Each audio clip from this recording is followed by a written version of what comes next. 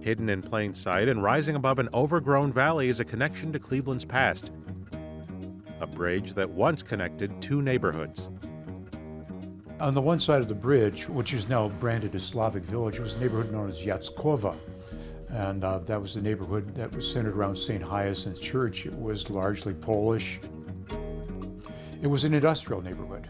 Like most Cleveland neighborhoods, these were walking neighborhoods. People didn't have cars. And sort of was a little community there. Then across the ravine, which is Kingsbury Run, you had the Kinsman neighborhood, which at one point was Jewish, and Hungarian, and also ethnic.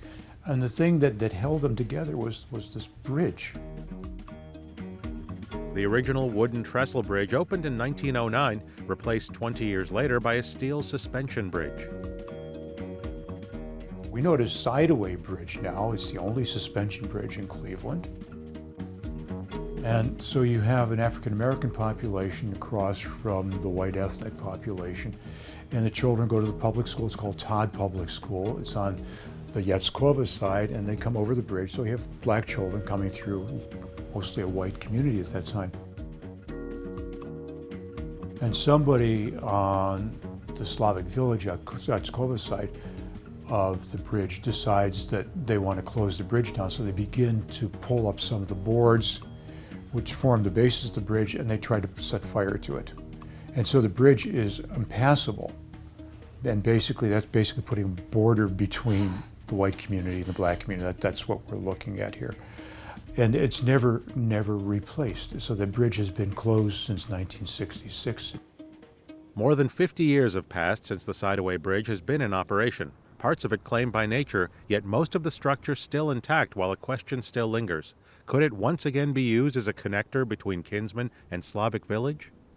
There's not a ton of discussion around it. It's more one of those things you mention and people are like, wait, where's that? You know, we have a suspension bridge in Cleveland? But it's gained more recognition after being placed on the National Register of Historic Places in 2022 for its significance in the civil rights movement.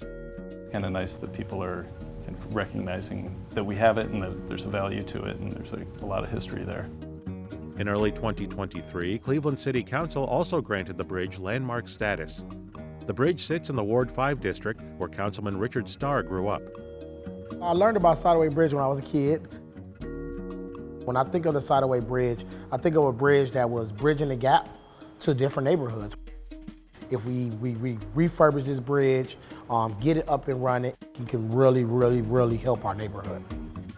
With some structural analysis and that kind of thing, you know, I think it could be put back into use. There's certainly a need for connecting neighborhoods. But a pedestrian bridge where kids can walk over and hang out with their friends, come back, you know, no problems, that would be great.